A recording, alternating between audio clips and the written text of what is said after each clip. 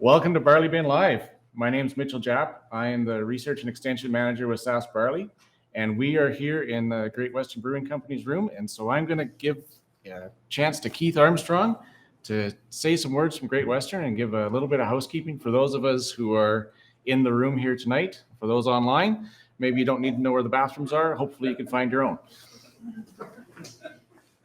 I won't take up much time, just a quick few words. Welcome everybody here. Glad to have barley people at Great Western. Our life revolves around barley, and so we're happy to have everybody here. Everybody's come in this way, so you know where the washrooms are. That's really good. There's an exit right out here. It takes you outside into a snowbank, so in the case of fire, jump in the snow. All good.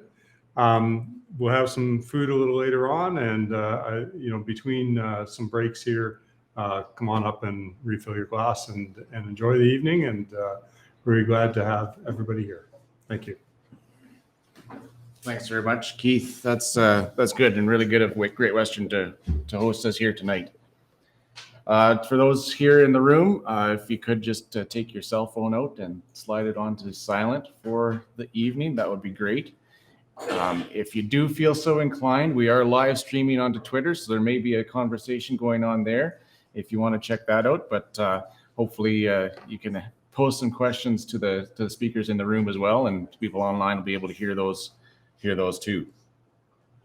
As Keith mentioned, we do have food and drinks. The bar is here behind me. Food's through into the other room. We'll just take a short break after our first presenter, and you can go and stock up on food and refresh your glasses if you so wish. But if you could just stay seated during the presentations, that would be great. It'd help with audio streaming through for our online viewers. So what is BarleyBin Live? The concept of BarleyBin Live was if you were in a coffee shop or in a bar and you had just happened to see your favorite barley researcher or extension specialist there, and you just struck up a conversation, and you know you've got that question that's been burning in the back of your mind that you wanted to ask them. So you've got time, they've got time, you sit down and you ask the question, and it just so happens they've got all the information there to be able to give you a full and complete answer. And so that's what we did here. We've invited some speakers out tonight. Really looking forward to hearing from them about some of the questions that we posed about a few different topics, herbicide carryover and seed tonight. And then we're doing the event again in Yorkton 2 weeks from tonight and posing some different questions to some different researchers. So that is BarleyBin Live. BarleyBin Live is an extension of what Sask Barley has branded as their extension arm. So saskbarley.com is where you go for all your things general to the Sask Barley Development Commission. And for our extension output, go to barleybin.ca. And there are a lot of different ways to take in some extension material from Sask Barley. We've got the magazine. We've got draft that we're looking at now for our spring edition of the magazine coming out. So watch for that in your mailboxes. Our monthly e-newsletter delivered right to your email. Follow us on Twitter if you're online, obviously. That would be a key one. And our BarleyBin podcast, which was the first one to take on the BarleyBin brand. Just a quick overview of where Sask Barley is at right now.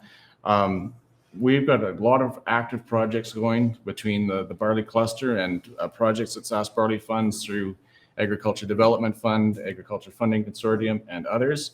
So there's lots of research being done with investment that the producers make through their checkoff.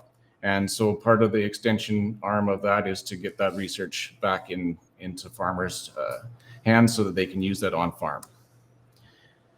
One of the projects that wrapped up last year was a study looking at the rate of return for producers and found a pretty significant return for investment in research, particularly development of varieties. And Sask Barley really has a strong commitment to being a lean organization that is focused on getting that research done and making a good value to producers. And I think that shows well with a very high percentage of investment of all expenses last year. 77% was towards research. So we do have a few Sask Barley board members here in the room tonight. Chair Keith Rebe, Zenith Fay, Director, and Cody Glenn, Director. So welcome to you guys. And if people in the room have questions, they're good guys to ask.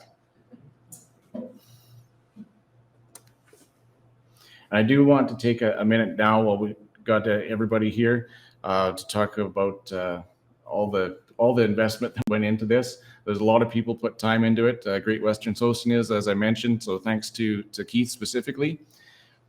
Thanks to our speakers. We've got a great lineup of speakers coming up, and also to Sask Barley staff and Coles Ag staff who have been really gone on above and beyond to help deliver this event here for us here tonight.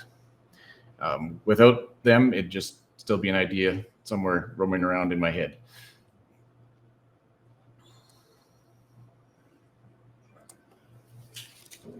So first up tonight, Mike Brown. He is a crop extension specialist with Saskatchewan Ministry of Agriculture based out of Humboldt. He has his Bachelor of Science in Agriculture from the University of Saskatchewan. He's an article agrologist and a certified crop advisor. And so the questions that we posed to Mike were herbicide carryover is causing some pretty significant concerns in Saskatchewan, particularly as we go into 2022 following a severe drought in 2021. But in reality, a lot of areas were dry far beyond that. And so what are the implications of herbicide carryover to growers? Group 2 especially is causing some concerns. So what's up with Group 2 and how is that going to impact farm crop rotations? And clomazone is one of the questions that we had specifically coming to us last summer, is some potential residual damage happening in barley. And so what's to look for, what does the damage look like, and what to expect for 2022. And with some of the announcements we had late last year about some changes to recropping restrictions, are there any spots where barley can help out in a crop rotation on farm? So with that, pass the computer and projector over to Mike and leave it to him to answer our questions. Well, I have to say it's exciting to be in front of people again. This is my first in person since COVID, so bear with me if I have a little bit of nerves. I feel like I'm being interrogated right now. So yeah, Mitchell kind of gave a rundown of the presentation we're going to go over here. If you've seen Clark Brenzel's herbicide carryover presentation he's had in the past couple of years, this is basically going to be 80% of his presentation. So I have to give props to him because he puts a pretty good presentation together there. So when we deal with herbicide carryover issues, is it going to affect your crop in 2022? There's so many variabilities that go into whether or not it's going to affect your crop. And you can see there how many work with each other in effects on that. We talked about herbicides that were applied last year. Well, we've had a dry year last year. The year before was relatively dry as well too in some spots. So you can get that stacking from 2020 and 2021 both into 2022. So that's something we're going to look at here eventually too. So herbicide persistence, you're going to have two modes of breakdown. So you're going to see that microbial activity. This is going to be the big one for most products. And then the other one would be the chemical hydrolysis. So that's big when in group 2s and group 5s, specifically group 2s, probably more towards the sulfonylureas. We can talk about that a little bit later on when we go over the group 2 properties. But when we look at both of these things, the common denominator is it requires soil moisture. So we had very little of that last year. And if you remember looking at Les Henry's maps that he puts out in Grain News, the stubble soil moisture, both of his previous 2 years maps have been a lot of red across Western Canada. So, it's something to definitely keep in mind. Of course, we'll have field-to-field variability when we start looking at the herbicide carryover maps. Your farm might be in a red zone, but you had enough moisture, or you're in a green zone and you didn't get that shower. So that's something to definitely keep in mind there. So looking at the model here, this is basically just an example of some soil colloids with water bound to the colloid molecule. Brown elements are soil, blue is water. So the breakdown for those microbes, they're going to need that water partition to sit into. They're going to need warm temperatures, and they're going to need aerobic conditions there. Group 3s, you'll see increases in breakdown with an anaerobic condition. But yeah, so if we zoom in kind of into one of those particles and look at the space between the soil and the water, you look at that boundary layer there. This is a relatively loosely bound one, so you're going to kind of see the equilibrium of particles on soil and particles in the water. And then if we look at this one here, this would be a highly bound or a very polar herbicide. So this would be something like a glyphosate that ties up relatively hard to the soil colloids. These herbicides mainly or largely are broken down in that water partition. So that herbicide comes off the soil colloid into water solution, and then is broken down by microbes in that soil solution. So here we have our little microbe coming in, and as he starts to eat the soil or the herbicide particle in the soil solution, one comes off into equilibrium, and he just keeps going to town. This is under ideal soil moisture and temperature, and he's a happy little Pac-Man. So a persistent herbicide here, let's say it starts getting a little bit cooler, chill, the microbe starts to slow down, doesn't get to finish eating all of that herbicide molecule before winter sets in. Our little Pac-Man friend dies, and there's still herbicide molecule left in that soil solution. So that's where temperature can come in and have an effect on this. So we're looking here, an example of some chemicals that were looked at for residual on their DT50 time. So that's basically 50% of that herbicide breaks down in X amount of days. And then from that, 25% is the next DT50, 12.5% until it's infinitesimally small and not an issue anymore. So you can see some of these half-lives are definitely being affected by the temperature. You can see that as you go from 20 degrees to 3 degrees Celsius, a couple of those there, the thioncarbazone and the tribenuron, definitely taper off, as well as the parasulfatol. But when you look at that metsulfuron, there's not a huge change when you go from 20 degrees to 3 degrees. So that can kind of give you the idea that metsulfuron is more broken down by hydrolysis rather than microbial degradation. So now this is the fun topic that we get to move into, and I got the depressing one before everyone gets to hear about the booming yields they get from the new genetics and make their money, and I gotta do the sad thing first. Herbicide persistence in drought. Yeah, drought. So when you get the water, your soil moisture, when you lose it, you're pushing more of that herbicide onto that soil colloid. You're leaving less space for that microbe to actually break down herbicide in that water solution.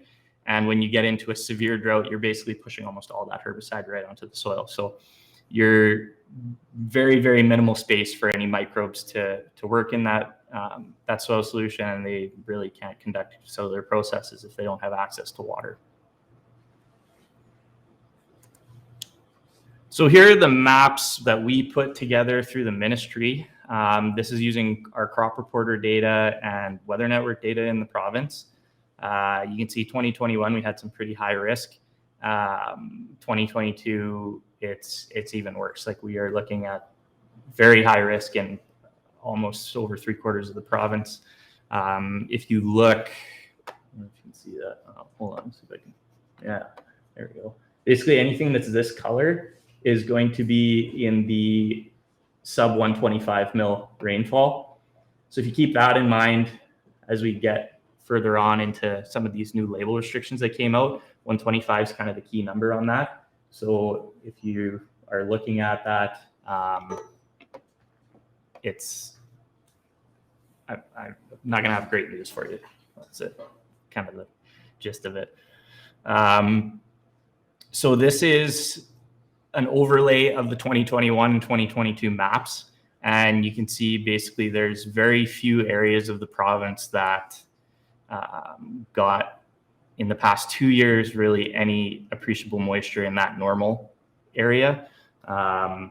It's a little hard to see, but the northeast and the east part of the province, kind of stopping at Yorkton there a little bit, east of Weyburn, Redvers, seem to have enough over 2 years. But this is where those herbicides applied in 2020 can cause stacking issues with the ones from 2021 as well too. So that entire kind of southwest corner and then Estevan area, they're going to be a pretty big risk area. So then to go on to the new label recropping statements that came out that I'm sure all of you are aware of. Just get all these up. So we look, we have BASF label recropping restriction statements in there. There's lots of other ones as well too in the imazamox, mazamox, and mazethapyr combo. But when you look at the recrop restrictions and what they've put in there for that sub 125 millimeter rainfall, which is probably when we think back to that previous map, that's a big chunk of the province in there. You're left with barley, clearfield canola, clearfield wheat, chickpea, field corn, peas and lentils, and sunflower. Going through that list, there's, you're going to have to start scratching stuff off that list, right? So you look at a sunflower, unless you're in that southeast corner of the province, and you've got that, they're a hog for moisture and heat units like corn, probably not going to be applicable in the rotation. And from what I've heard from producers down in that region, they do a lot of the movement of that seed to North Dakota. Next up, corn. If you're doing it for grain, again, you're probably going to be in the southeast. You could do it if for standing graze or silage as an option, but again, you got to make sure you've got the stuff with the right heat units there. Chickpeas, so again, another southern provincial crop. If you're not south of the #1, you're probably not even interested in looking at doing that. A couple of the other ones, when we look at like a clearfield canola or clearfield wheat, I would very strongly shy against that unless you're going to put the wheat in with a different herbicide rotation, just because by spraying another group 2 onto a group 2 is not a good idea for herbicide stacking, as well as herbicide resistant issues. And if you're not tank mixing in there too, you can get a runaway kosher problem. So then we go to basically the pea and the lentil. Again, kind of the same idea as the chickpea. You're looking at, likely if you're putting pea and lentil back on it, something you sprayed with Viper, you're looking at probably a pea or lentil in there already. And it's, again, group 2, stacking, herbicide resistance issues, weed issues. So then you're basically left with a spring wheat or barley. So, that's where I really think barley can fit into that rotation. A lot of the guys already have quite a bit of spring wheat in there. So with what we're seeing on prices on it too, I can't see it being a bad thing, especially too if you've got the options there for feed or for malt.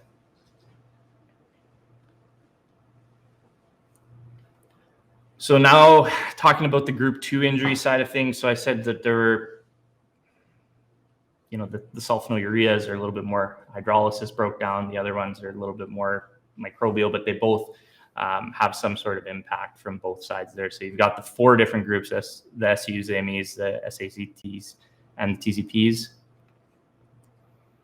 So you can see some damage from it, stunting of the plant. You can see a little bit difference on the leaf length get stunted, the width a little bit wider into interveinal chlorosis. The roots get a little bit stubbier and stunted. Just don't look like a healthy plant.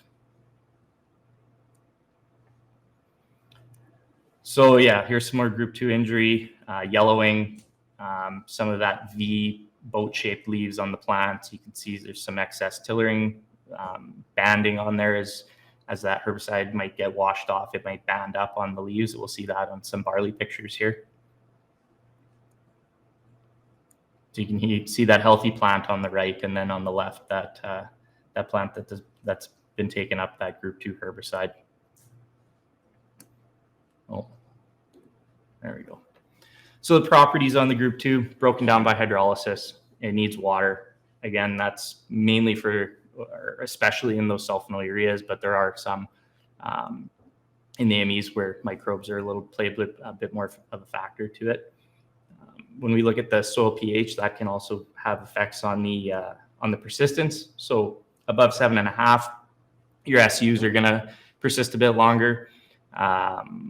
Stuff like Express, Refine, Barricade. I just threw names in there that are not necessarily to pick on them, but just so some common ones that you might be aware of. And then in the lower soil pHs, those IMIs are going to persist a bit longer. So that's all the Mazamoxes, Mazethapyrs, Mazomethibens, which isn't really made anymore, I don't think. And then and the organic matter. So that's an interesting one. That's a food source for microbes. It can help buffer herbicide breakdown. Also very good at moisture holding capacity and water holding capacity, which can help for breakdown as well. So you look at those recrop restrictions. So flucarbazone, if you go under reading the labels on some of these, you get different soil zones with flucarbazone on what you can grow the year after application.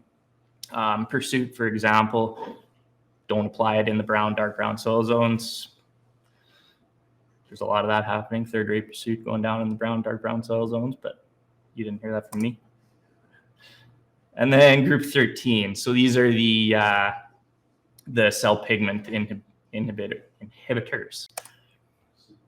So this was a field I was out in last summer, and I had to tap Mitchell on the shoulder for this one because it was very interesting to see. You can see there's banding, yellowing on the leaves, no interveinal chlorosis really. It's just a full bleaching of the leaf. And you can see where the start of the exposure came in, and then it got to a point where either there was not enough soil moisture there for those plants to take up more herbicide, or they took up all that was present that flushed off that soil when there was rain. So this is a wheat crop. Seeded on canola, Liberty canola stubble that was sprayed with clombazone the year before. So here's some more pictures of it. So I took these pictures. This was on June 21st. I was out there. This field, I believe, was seeded in the middle of May. I think it was 13th to the 15th. And yeah, you can see the bands just of how, there was a flush of rain that came through, I think it was on June 9th or something like that. And he producer texted me that his custom sprayer applicator was driving through the field and saw this, and he didn't know what it was. So we went out and checked it out, and it was quite interesting to see. So when we start identifying this kind of stuff, I always start with the roots, pull the plants, see what the roots look like, work your way from the soil out of the ground and see if there's anything that can give you an easy answer right away. Those roots looked healthy. I didn't see any clubbing or stunting or anything on there. So that started the path down trying to figure out what it was. And then you can see again that band, pretty identifiable there. Those plants are likely gonna would have desiccated at those bands eventually, and then wind whipping. We had some pretty nasty winds around Saskatoon last year, so those would have broken off eventually at those bands where they desiccate out. But as long as you're getting, your penultimate leaf and your flag leaf are still all right, that's where you're going to push a lot of the yield in there. So these first few, as long as they can grow through and get that white or green plant material growing after those white bands and still photosynthesize, it should grow through it. Unfortunately for the barley, it was too small and there was little patches that didn't grow through it. This barley was seeded June 5th, so it only had a couple weeks there before I went out and took these pictures. So you can see that barley took it up right when it was kind of around that one leaf stage or just emerging, and it wasn't going to be able to make it through there once it used those seed reserves up, and there was no green plant material for photosynthesis. It kind of petered out, but you can see the rest of the field sort of did all right. There was just kind of that one hot spot in that whole bare area. All those plants were already desiccated and dead in there. So I was pulling these ones from kind of the edge on that area. So on the chromosome property side of things, high water solubility chemical, but it's stable over a wide pH range. So it's not going to undergo hydrolysis in the soil. So go figure, it's high water solubility, but doesn't break down in that in the soil. Weak to moderate soil absorption. So that's where your risk of washing into the soil solution comes in. And that's where we'll see that yellow flash on it. The microbial metabolism is the major degradation pathway for this. Again, microbial metabolism requires water for cellular functions. We didn't have water for those cellular functions. So that herbicide was just kind of hanging out on the soil colloids for most of last summer. And half-life. So I pulled a couple of interesting numbers on the half-life there. The US EPA's got half-lives ranging from 28 to 173 days, depending on your soil type. When I looked at the Ontario Ministry of Agriculture, they've got a 24-day window there. So that's under ideal soil moisture conditions. So you can see, 24 days is the minimum under ideal conditions, how stretched out that can get and push you basically into the winter when nothing's going to be breaking down at all. So the label there, I pulled that right out of our Guide to Crop Protection, which this was a 2021 guide, this was 2022. This is online right now, but currently being delivered to the regional offices and out to retails right now. I was going to bring them today, but they didn't show up in my office. We only have 4 regional offices that have any yet. So I'm sorry I don't have any door prizes. But you can see on the label for chromosome there, temporary whitening, yellowing of the crop may occur when emerging from treated soil. Under some conditions, temporary whitening or yellowing of leaves may occur on approved rotational crops when undesirable residue of chromosome exists. So that's exactly what we saw this past year. We saw undesirable residues on rotation-approved crops that had an early shot of rain in the spring that the plants took up, and we saw the banding appear there. So kind of in summary on how that went last year, you spray your chromosome, you kill your cleavers. You don't get rain, you don't get microbial activity, chemical binds up to the soil. Then we get our nice Saskatchewan winter, nothing happens over winter, or it's very, very slow. You get a cool spring, slow microbial breakdown with that water from anything that comes in and gets infiltrated from the snow melt. And then if you get a late or a spring rain that flushes off the remaining chemical, you're going to get that taken up by the young crop and flash on that yellow and whitening, and that's what we saw. So it was an interesting issue to say the least. I've seen some chromosome carryover halo on canola, but I've never seen it on the cereals like this before. So if anyone's got any questions, I'll be happy to pass them to Mitchell. Just kidding. Question about seedling vigor or seed vigor. I mean, there's a wide range of cold vigor tests I'm hearing this year on germination of seeds. So I would expect that the higher the vigor number, the better off you are with some ability to survive through that issues that you're talking about. But has there been any work done as to where you need to say I just can't do it? Repeat the question. Oh yeah, sorry. So the question was about vigor ranges and numbers coming back on a soil or a seed test for vigor, and if there's been any research done on identifying those numbers. I don't know for certain. I I know there's different tests that different labs will do for vigor side of things. Like the germs are usually consistent across all labs, but when you get into vigor tests on some labs, you'll get a vigor result back, and then you get like a cold stress vigor result back as well too. So I'm not sure. You'd probably have to check with the lab and see if they have specific numbers for that. I know for myself, like when I do it, I'll look at the germination and start to figure out where the germ fits in on that. But yeah, vigor is going to be a big one, because if you don't have a vigorous crop and it's going to be stressed out by cool soil temperatures or herbicide carryover or something like that, it can definitely have a detrimental effect and be lagging. Sorry, I forgot to repeat the question there. Is there any work that's been done on applying foliar products? There's all the witch hunt. That will help, because when we have a hailstorm, there are products that help rejuvenate the canola plant. Is there similar kinds of things that a producer can do in a case like this that will help stimulate the plant to make it come back? So the question was, is there foliar applications you can do for the plant that can help it come back and get through those stresses? That's a good question too. I get those questions a lot, and I always say that there's not going to be a silver bullet for anything.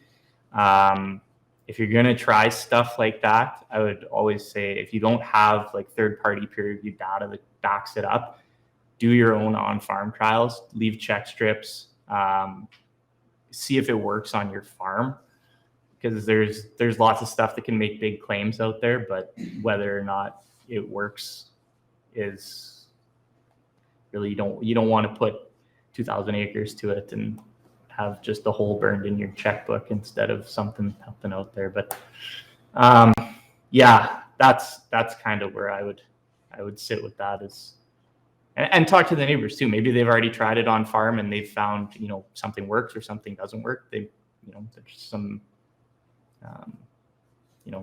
neighbor reviewed research, I guess you could say. But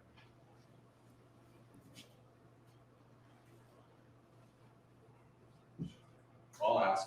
oh man. So there's a potential where barley might be a good fit following group 2 in dry conditions. What would you suggest following chromosome? Was it group 13? Yeah, group 13 would be a good option there if it's hard on barley and wheat. again. Repeat the question. Oh, I keep forgetting. Sorry. I was doing so good. The question was, what would the rotation be for after clomazone, and if barley fits in there? Am I right with that one? Or what fits? Anything that's on the label that they would say would fit in that. Barley is obviously one of them, but again, to know that the label says if you have those undesirable residues, you're going to see that damage. So they're kind of covering their bases there.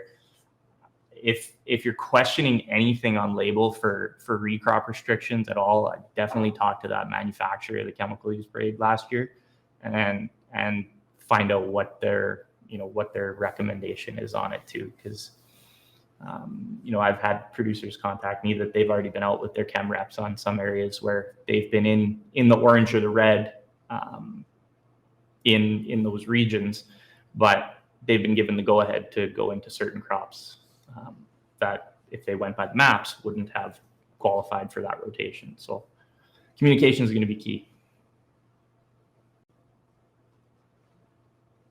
Any other hard ones? Come on, man. I used to ask you the questions like that. So what's the level of safety following group 2? So it's with the new label extension for durum and canary seed and some of those more sensitive crops. What's the risk on barley? Well, it's funny because, oh yeah, sorry. I am so bad at this today. So it was the new label restrictions that are coming out, and the crops that are, that are in that area of sub 125 millimeters moisture. What's the risk for wheat and barley there? I'd probably almost bounce that back to you for the susceptibility of barley. I know I've heard of wheat being injured by solo carryover for years and years, but it was always on the label. You can always do wheat after solo. It's not an issue. But we get Keniston. I was down in Keniston, and there's for sure you can tell it's Group 2 carryover. It's spitting image, but it's on the label, right? So yeah, I don't know what would you think barley's susceptibility compared to a hard red? I think barley's gonna be a little more sensitive. Okay. But it'd be a good discussion, just like you said. Yeah. So have the discussion with the rep. Actually, that just triggered something. I did see an article on that SAS Pulse has on their website this morning, and they have a little chart, flow chart left to right, most susceptible, least susceptible to the twos. And barley was just in front of spring wheat, I think. And then it was the clear field crops and then the pulses. So thanks for jogging my memory. There you go. So Mike, southwest Saskatchewan is not very much snowpack. You take the 16 highway and north is reasonable to heavy snowpack. How much effect is that going to have on tempering potential effects? Excellent question. So the question was the snowpack variability in the province and how that's going to affect the tempering and buffering of that herbicide breakdown. It will to a very limited degree because that soil is going to be so cold and the microbes will be cold.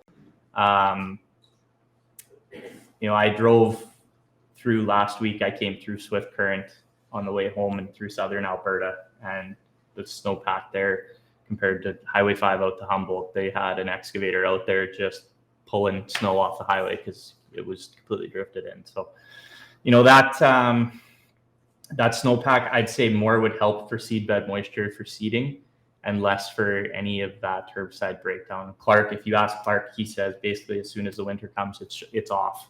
There's no breakdown, and anything that comes in the spring, it's going to be really, really slow. So it's not going to be appreciable to break down unless you're looking at something, say like a 2,4-D, where it breaks down even in the colder temperatures within 10 days. So, but you start to get in those group 2s at a cold soil temperature, you're looking 50, 80 days for that DT50. Yeah, if you're cool in the spring, that soil moisture from the snow melt's really not going to be too much to write home about for breaking down that herbicide. We're going to roll into a seed industry. It's kind of like a panel, but not quite. We'll just go up here one at a time and give the pitch for what's coming on from each of the seed companies we have in the room here tonight. So we've got 4 seed companies here. Lauren Wensley is going to kick things off from CCAN. Charlotte Greenshields with Canatera Seeds. Corden Geisam with FP Genetics. And Jeff Jackson with SeedNet. And so what we'll do is I'm going to pose the question that we asked to them. It's pretty straightforward on seed. And then I'll give a quick introduction of everybody in reverse order. And once I've finished with the last introduction, we'll get rolling with the presentations. So we asked a simple question. What's the next coming malt and feed varieties from each of the seed companies that growers need to watch for and should be looking to see when it's available so that they can get some going in their fields? So that's pretty straightforward. So again, as I mentioned, in reverse order, Jeff Jackson. Jeff's with SeedNet now. He's been there since September, so pretty fresh with SeedNet, but made the trek out from Alberta. He's actually from Saskatchewan, but he's been in Alberta since 2011 and is here with SeedNet. So we'll hear from Jeff last. Corden Geisam, he's with FP Genetics, been with FP for 9 years this summer. And so in various roles, Gordon and I have interacted over the years, and he always asks the toughest questions. So I expect some tough questions heading Gordon's way now that he's going to be sitting up here. But he always asks good questions too, so they're not just tough; they're good. Charlotte Greenshields is with Cantera. She's pretty new to Cantera, been there 5 months. She grew up on a seed farm, a pedigreed seed farm in Saskatchewan, and has experience with grain buying and crop inputs. And she is expecting to be helping out on the farm, driving combine regularly and possibly seeding this year. And Lauren Wensley is here representing CCAN. She's actually having her 1-year anniversary with CCAN today. So that was opportune timing. That's good. She grew up on a grain farm near Wise in Saskatchewan. And I think she might be the sole user of the hashtag Seed Dogs of Twitter. There's a few. Oh, there's a few? Yes. I think she started it. So when she's not moving seed or petting dogs, she's running half marathons and occasionally crushing beers. It's all about balance. So good things come from barley. And so to tell us about what's coming in barley for CCAN, here's Lauren. I just wanted to go through some of CCAN's newer varieties that we've got. So a couple of the new malting ones are CDC Fraser and CDC Churchill. And then a couple of feed ones. ESMA, CDC Renegade would be a smooth on feed forage variety. And then there's a new one, numbered one. It's a new feed one. So first of all, I don't know if anyone's noticed our naming. There's a theme to all of the names of our barley varieties. So it's based on the rivers. So Fraser, Bow, Churchill. Maybe you're discovering a little theme there. So CDC Fraser is the one right now that we're super pumped about. Fraser is really high, has really high enzymes. So that when you think of high enzymes, you often think of kind of Metcalf-like, I guess.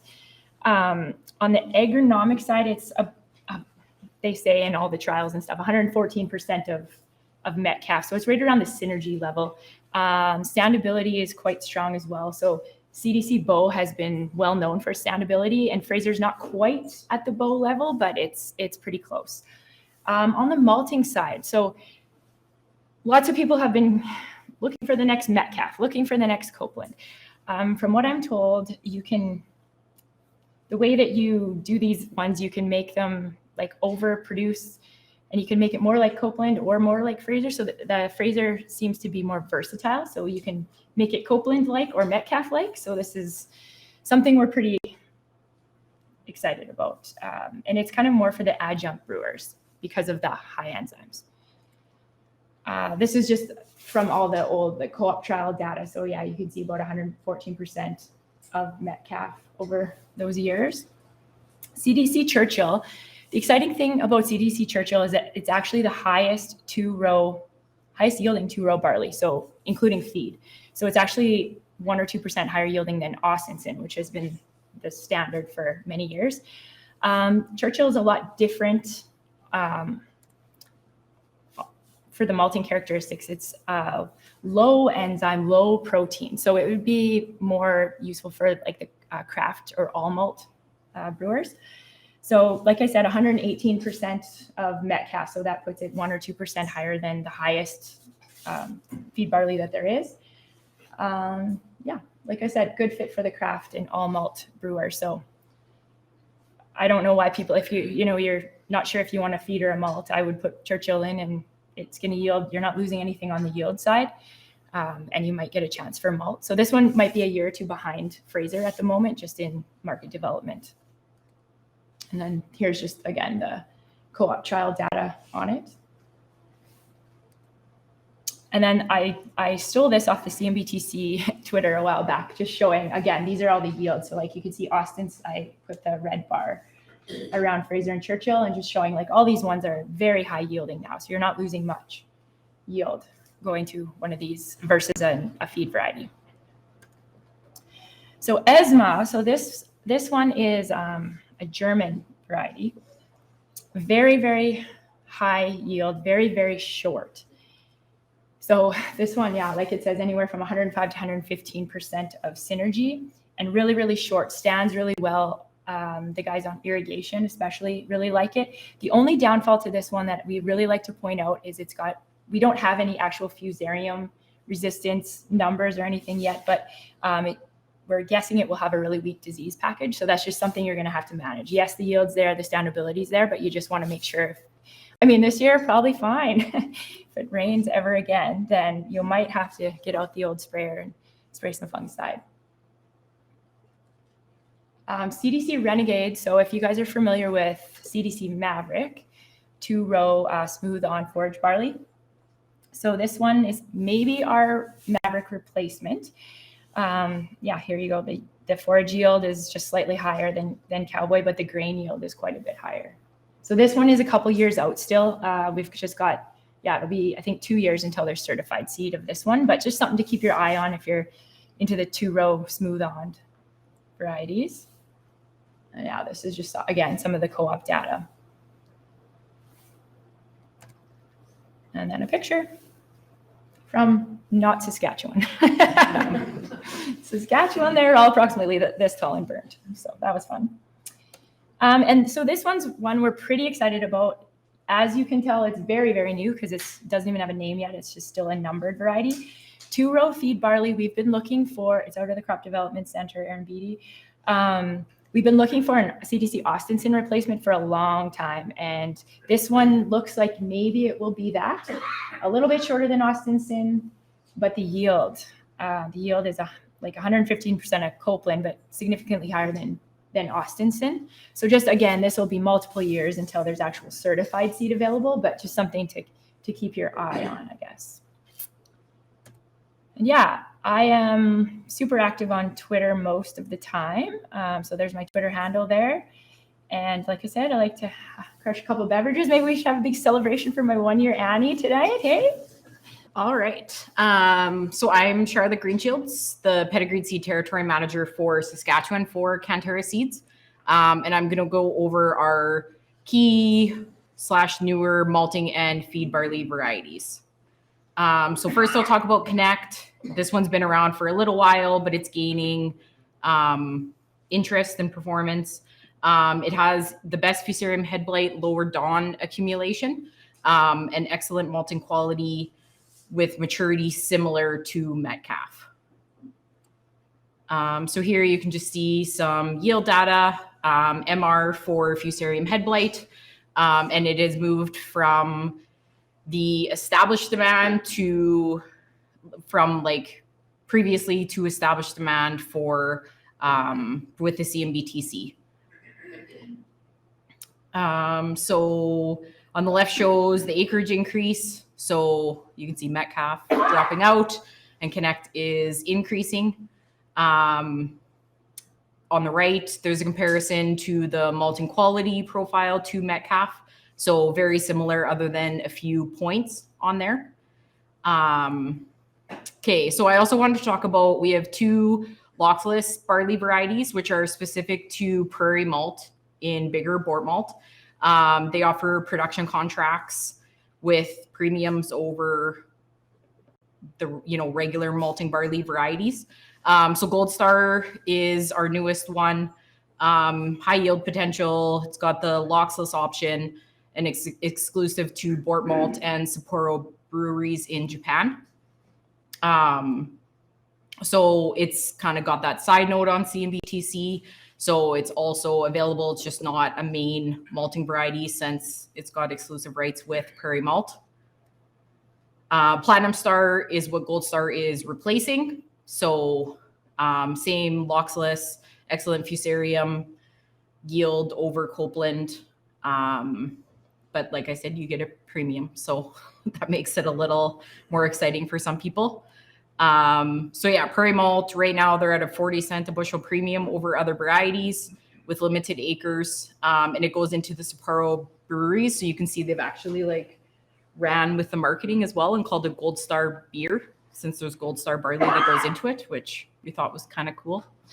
We had a guy that grows it and actually went to like a baseball game, and they run with the Gold Star theme. Like the people serving beer have Gold Star suits on and all sorts of things. So they've really taken a run with that one. This is our brand new malting barley variety, which just got a name this week. So it's AAC Prairie. So yield performance over Metcalf, medium to early maturity, so similar to Connect and Synergy. It's a shorter straw, so similar to Connect with good standability. So far, they're saying quality profile similar to AC Metcalf with high enzyme activity, so suitable for mainstream brewing. It's currently in market development with CMBTC, so we'll see what comes of it in the next few years. Just some co-op data on that. Okay, so feed barleys, TR 19268 is our new one. So yield higher than Austenson, short, strong straw, good test weight and plumpness, and also a good disease package with intermediate resistance to Fusarium head blight. And there's some more co-op data. AB Wrangler, this one's been around for a little bit. You can ask Cody about it if he grows some down in the Southwest. So it's a high yielding feed and forage barley, excellent standability, short, strong straw, which makes it suitable for all growing areas. Really good disease package, so low dawn accumulation, and then also for smut, stem rust, that sort of thing. So here is some grain yield, nutritional quality comparisons. So you can see it is pretty short.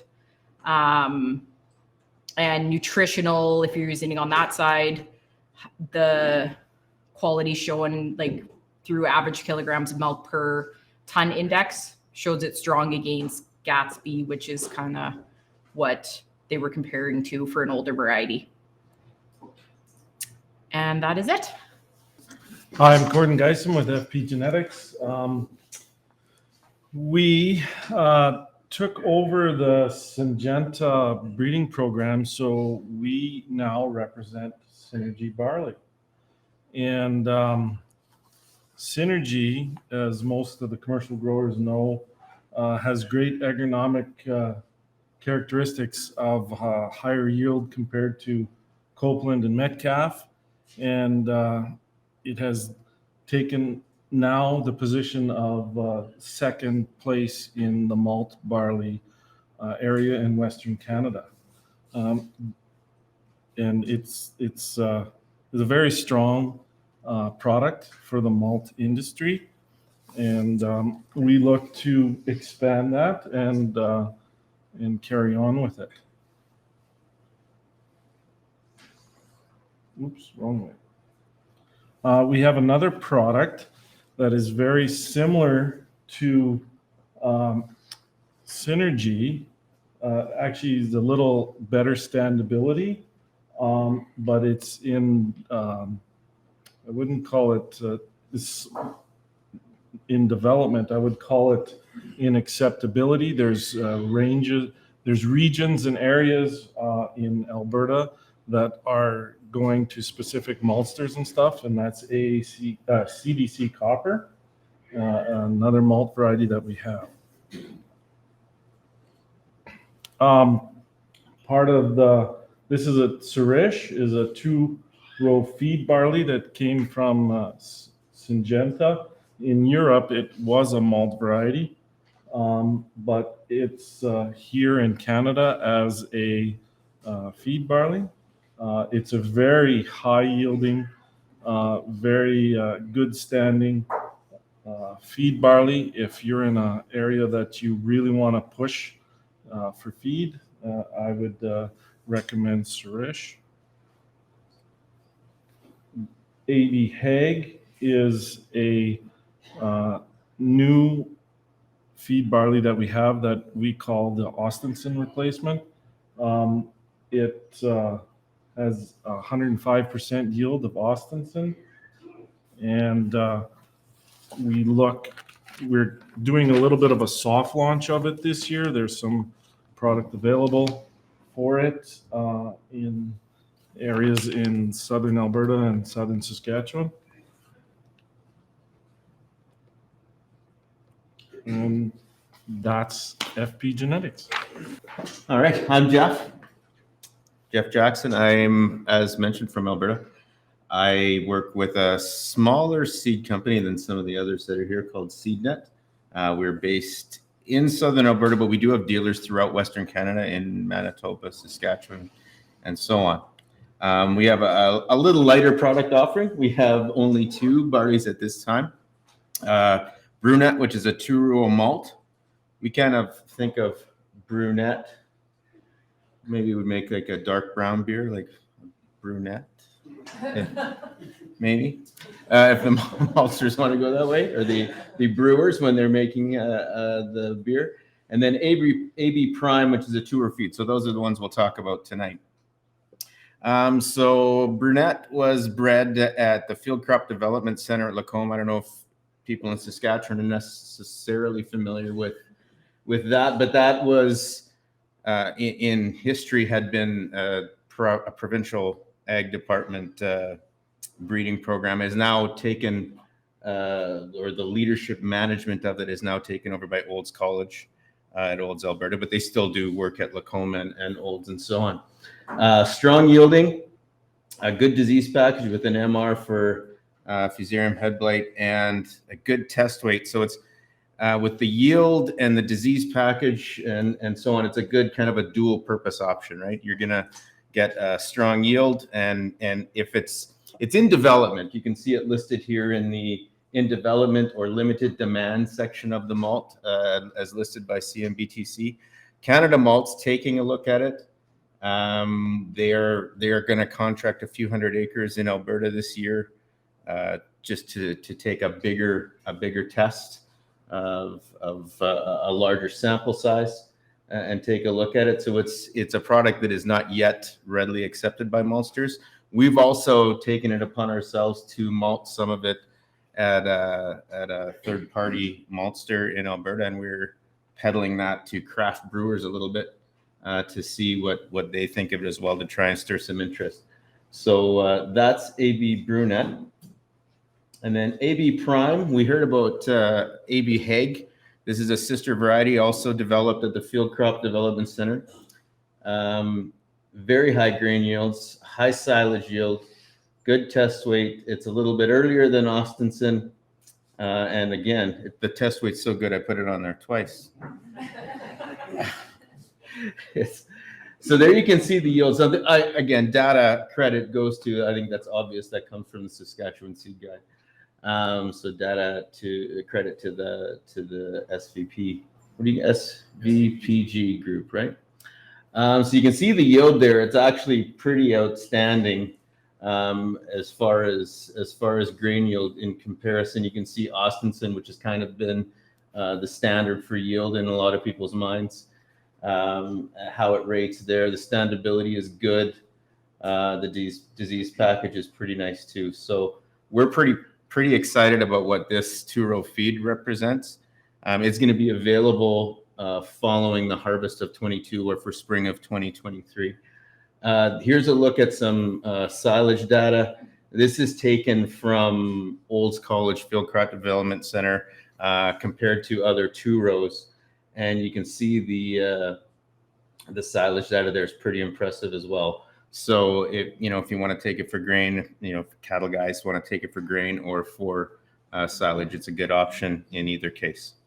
And that is the end of my show.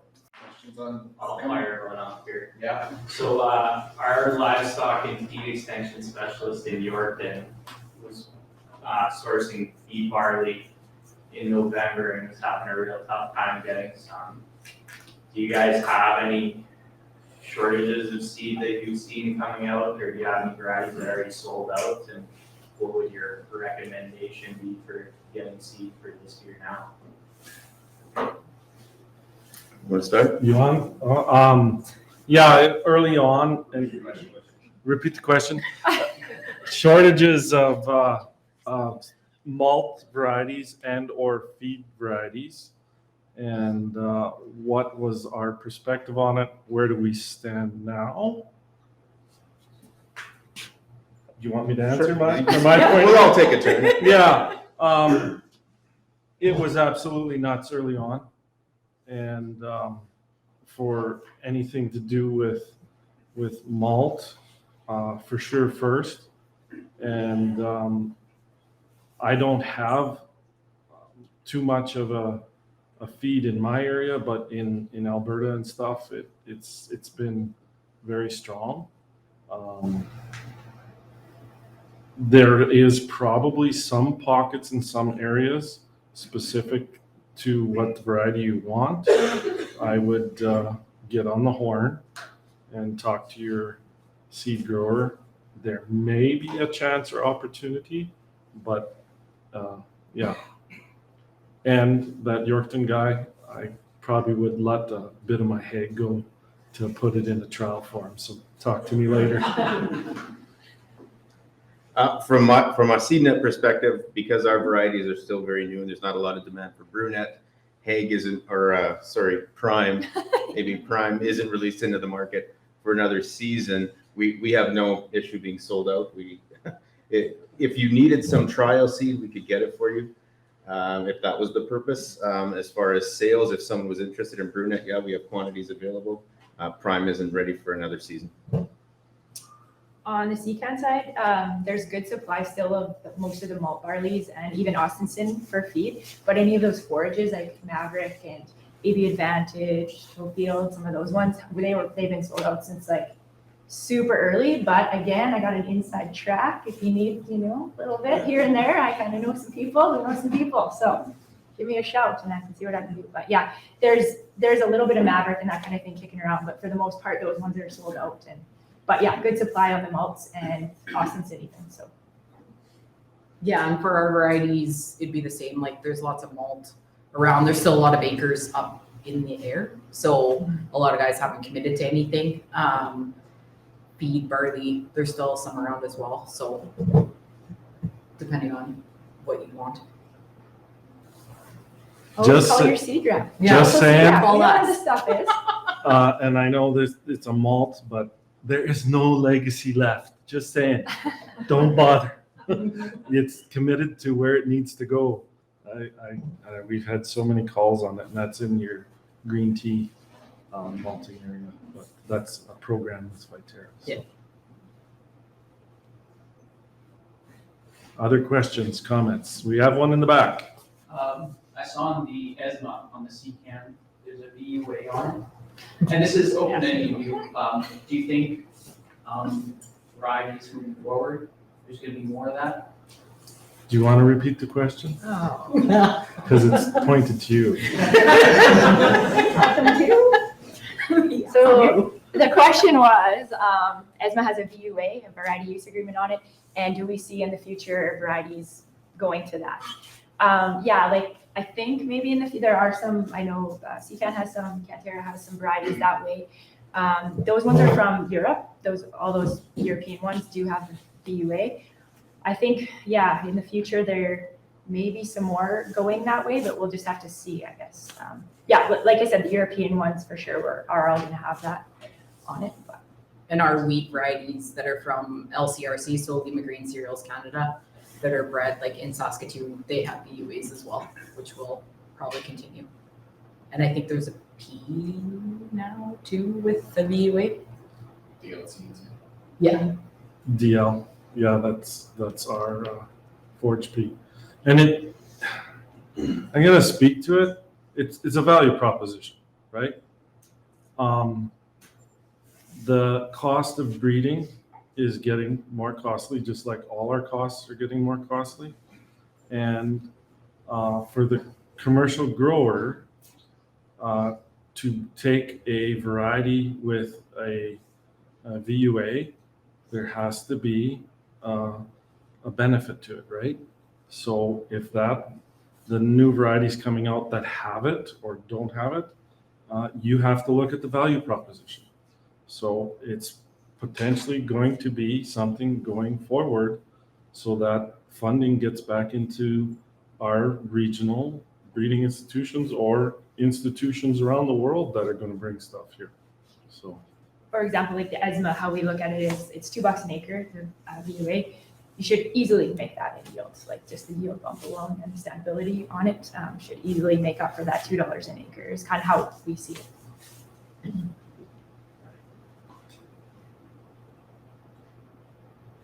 Ask a question. another question.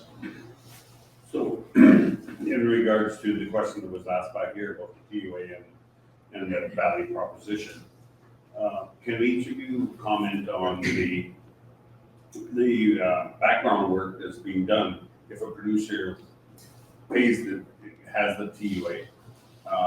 The work that you're doing with new varieties with the malting companies to ensure them that if the crop is going to be accepted, obviously the things the producer has to do on his farm, but if it meets the spec, the other end is not going to be like in the past.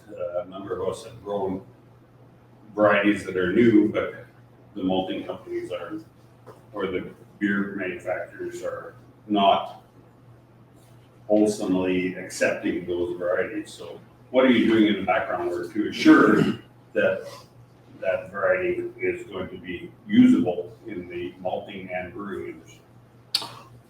Okay, I'm going to try and repeat that question because there's a lot of aspects to that question.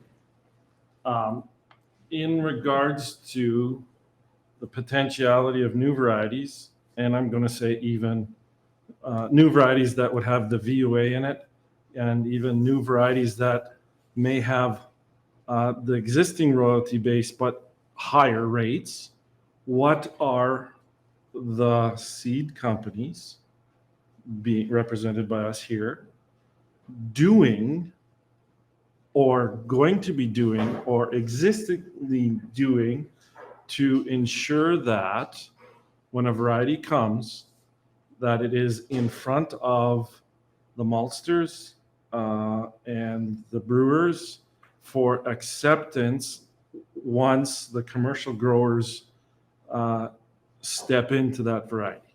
Did I capture that question right? A very quick answer, the very same thing we've ever done with Newdale, which you remember went with Newdale, which we're doing with copper and everything. Getting it ahead of and into all parts of the industry for awareness, understanding for what the market demands. So I don't know that we can do any more than we've done in the past, other than I know within our company now with new management and stuff, we're not focusing things on a shotgun based where you just throw it out there. We're being very sniper and strategic on picking varieties and doing them for regional bases and purposes. Like, we picked up Synergy from Syngenta. Prior to that, we had Copper, which was focused in that malt region. And then you go to the feeds, we picked Hague because we know Austenson is the key feed product. And this has characteristics to replace Austenson, which everybody, when you talk about feeds, well, does it do any better than Austenson? If it doesn't, I don't care. I don't want it. So you've got to have a better mousetrap, right? I can speak a little bit to ESMA. So that we're calling it a feed right now in Europe, like in Germany and actually Eastern Canada. It is a malt variety. We're just calling it feed here because we're at ground zero again. We're going to go through the whole process that Connect has gone through, that Fraser, Bow, Synergy, all of them went through, right? So yeah, it's just a really high yielding feed at this time. We're just starting out at ground zero and we're going to do all the malting runs and stuff. And if it is looking like it will fit our Western Canadian malt profile, we'll go ahead with that. But right now, just a feed, just a high yielding feed. We don't want to overpromise and underdeliver, right? So excellent point. The same thing happens with Surish, like it's a European malt. Like it happens with a lot of them, right? Yeah. Whether it fits our profile or not, we'll see. We just have to continue doing what we've been doing with all the other ones. So because with like our earlier, like these new malts that we're talking about, they're still in like seed multiplication with pedigreed seed growers getting to that certified stage. But while we're doing that, we're growing out full fields to give to a maltster to malt to CMBTC to get ahead of those things, so that once we get to the certified stage, we've already kind of established some of those things. So it's not just throwing it out and then you're growing it while maltsters are getting their first taste of it and CMBTC. Like we're working on that in the early stages before it's at certified stage for, the commercial grower to grow. Yeah, I think, maybe I don't understand the question. I guess I get the sense you think there's an increased risk to the commercial grower from a variety with a variety use agreement if the maltsters don't accept it, or did I misunderstand that? I lumped everything into one question. Okay. The reality is, in the past, the farmer was the testing ground, and I can name Kindersley. Was one that had a lot of hype, but didn't pan out because the end user didn't want it. Well, I can take you to a gentleman that my understanding within our group, that you realize Copeland was at a point that it wasn't going to happen. And if it wasn't for that seed grower sticking around and having it there, all of a sudden, boom, the market wanted it. So I would, and I say this with the utmost respect, I know nothing of barley. I farmed for 18 years and I grew everything other than barley. I liked my beer, fine, but I think in my role now that we've taken over this, I've learned about this much and maybe about that much going into taking some courses with the CMBT. I think there has to be more collaboration within the industry, and we have to have events potentially like this with others to say, where are we going? What do we want? What are we going to be when we grow up? Because we got to compete on a larger platform than what we have been doing. Not that what we have been doing is wrong, but we got to hold the question, where are we going? What can we do better collectively?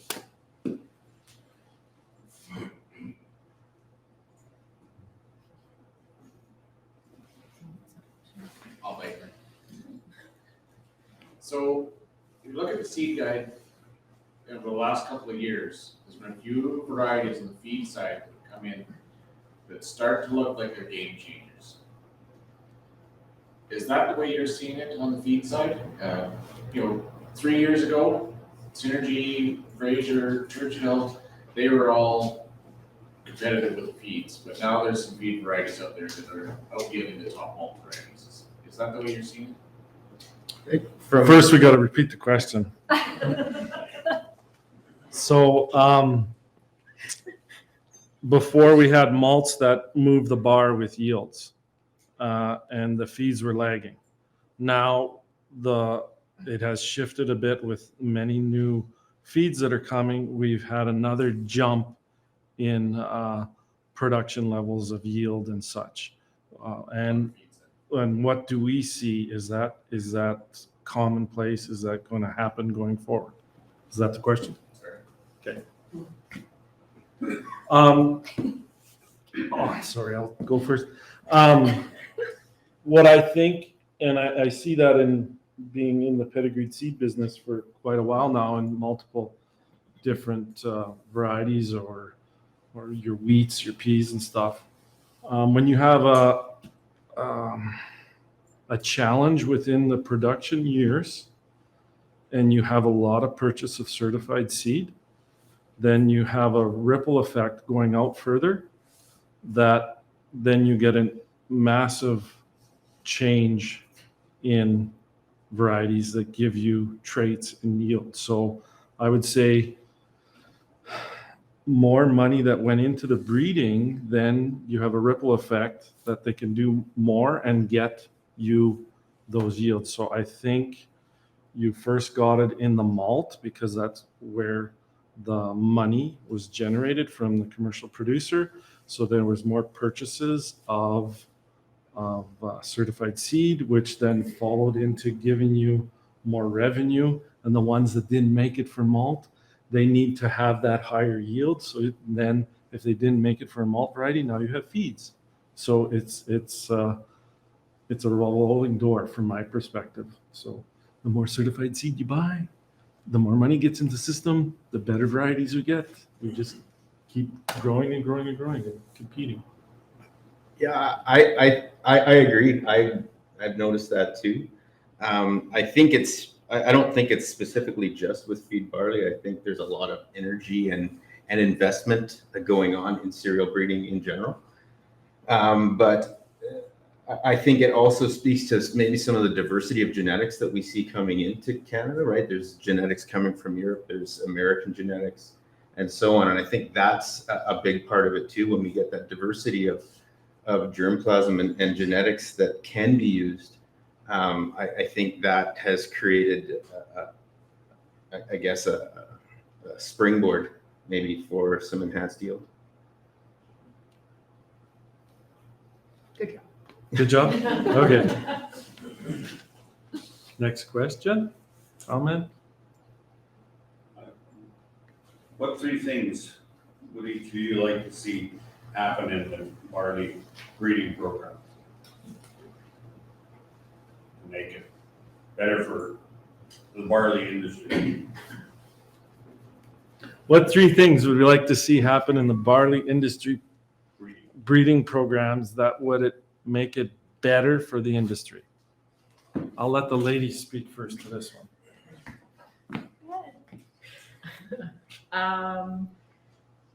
I guess like a continuation of options, right? Because not every variety fits everywhere. I guess with like craft brewing in different situations, they're looking for different characteristics of a malt barley. So I guess lots of varieties so that there's lots of choices and options coming from older varieties and then making them better. So from older parentage and then coming with newer that might be better yielders or better disease package, that sort of thing. I know we're dry right now, but Fusarium will come back. So strong on Fusarium breeding because I know that makes maltsters' job a lot harder when we have those wet years. I bought malt barley in those years and it was not fun. So yeah, just, I don't know, continuation. There's new things popping up all the time, like when we review varieties, and there's lots that don't make it to the market or get accepted, but there's usually lots to choose from. One thing I like to see is like this week, like tomorrow and the next day is the CMBTC, Sask Barley, they're putting on the Malt Academy, just more education for maltsters, brewers, producers, seed people like me learning that like how different Churchill and Fraser are and how like what the difference is, that one's good for all malt or craft malt and one's kind of better for the adjunct.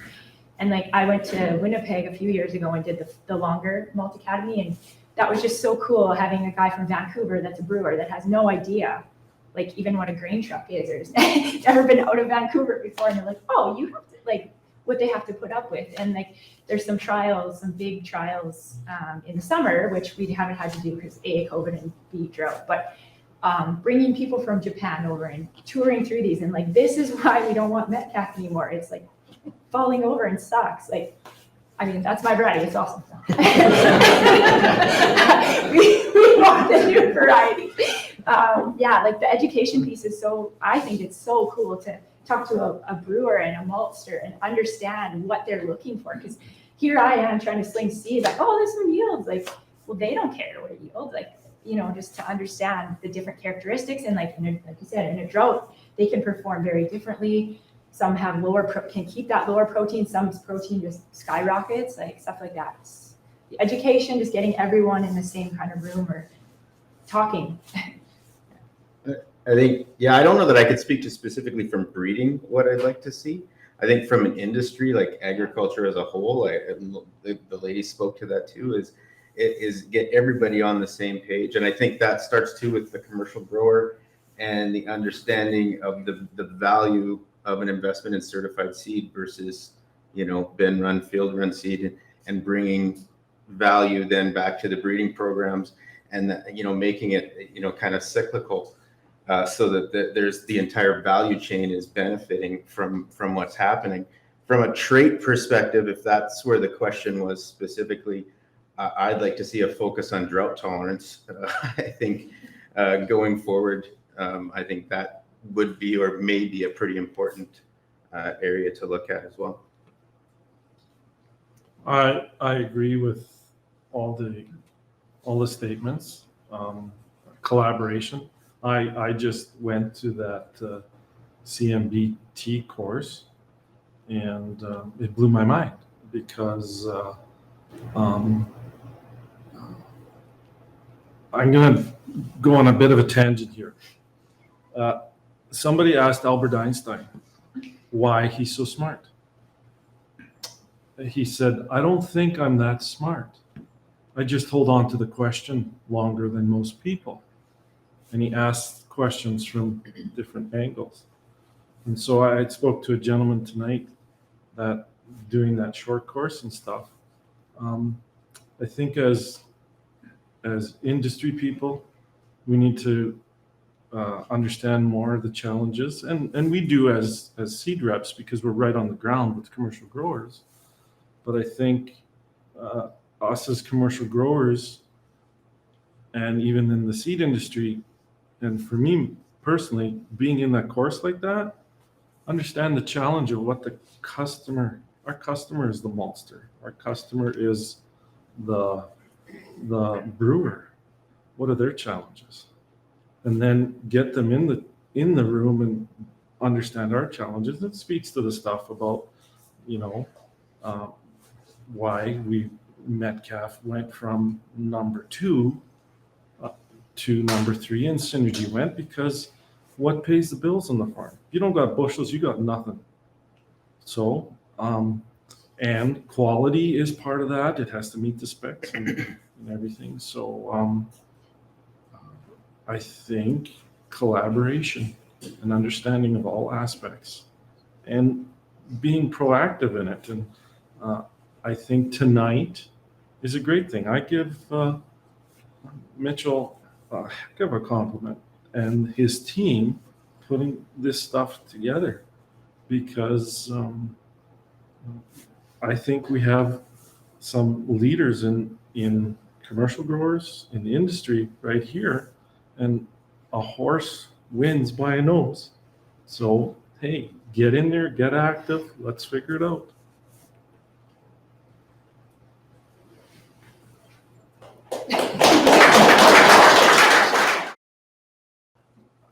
Just want to say a big thanks again to Great Western for hosting us here tonight, and to all of our presenters who are here and helping share some information from their knowledge and giving it out to everybody else. If you're online, I believe there's going to be a link tweeted out. If it's not right after, then hopefully within the next day, that'll give you a link to a survey. We certainly want to hear feedback on how BarleyBin Live went. It's our very first one, and we'd like to make it something that we can build on for success in future events. If you're in the room, there are cards on your table that have a QR code, so you can point your smartphone camera at them, and they will redirect you to the survey directly. But if you're in the room, you're also been registered, so there'll be an email link, whichever you prefer. But as I mentioned, really do want to hear from you. And I don't want to forget, I had in my notes that there's a lot of good plugs for the seed guide. So Sask Barley supports the data collection that goes into the barley tables in the seed guide. And so if you're looking through the seed guide, looking for seed, that's the yellow section at the back of the Sask seed guide, varieties of grain crops. It gives you all the relative rankings for your yield, and gives you the disease resistance and other agronomic characteristics of the varieties. And so that's certainly a good resource. If you go to the very last 3 pages, you'll see those listings of varieties again. and it'll give you the distributors, so you know which seed company is associated with each of those varieties. And relatively new to the guide is a listing of forage yields for wheat, barley, oats, and triticale. So there's started to be a little bit of data collection there. That's not something SaskBarley is part of. We're grain focused, but it is there, and it did come up earlier in the conversation, so I wanted to point people that direction. And as some of the top forage varieties are running out of seed supply, there is some data available from a study that started through SaskAg, and that's on Wheatland Conservation Area's website. I believe the information is there in the seed guide to direct you towards it, but it's not directly in the seed guide. So for some of those popular varieties that you might see that are not typically forage varieties, but if you want to plant a forage and there's seed available, give you some indication of what the yield is. With that, I think we are ready to sign off from BarleyBin Live on our live stream.